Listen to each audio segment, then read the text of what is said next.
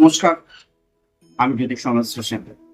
বন্ধুরা, আপনাদের বাস্তুতে অনেক রকম বাস্তু দোষ রয়েছে। বিভিন্ন কোণ, বাস্তুর যে প্রধান 4টি কোণ, তার মধ্যে হয়তো বেশিরভাগ কোণই ঠিক নয়, বা আপনি বাড়িতে এই জায়গায় বাথরুম বা ঠাকুরঘর তৈরি করেছেন, অনেক রকম বাস্তু দোষ বা বাস্তু সমস্যা আপনার বিয়ে বা বাস্তুতে জড়িয়ে পড়েছেন।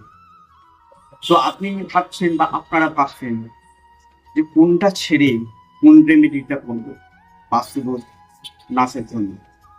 আপনার বাস্তুতে যত বড় দোষ থাক, যত ঝগড়াঝাঁটি, ঝামেলা, অশান্তি, রোগ শোক যাই থাক না কেন, দুর্ঘটনা বিপদ যাই থাক না কেন, আপনারা চোখ বুঝিয়ে শুক্লপক্ষের মঙ্গলবার দিন একটি পঞ্চমুখী হনুমানজির ছবি এনে তাতে গঙ্গা জল ছিটিয়ে সেটাকে ঠাকুর ঘরে রেখে কিছুক্ষণ রাম নাম করে তারপরে মেটে সিঁদুর সর্ষের তেল মাখিয়ে হনুমানজিকে লাগিয়ে তারপরে সেই ছবিটিকে আপনারা তুলে আপনাদের সদর দরজার মাথার উপরে ছবিটিকে টাঙিয়ে দিন বা লাগিয়ে দিন।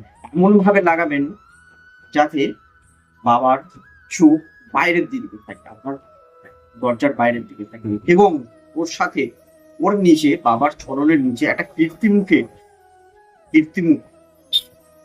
কীর্তিমুখ একটা মুখোশ আপনারা টাঙিয়ে দিন করে নিচে।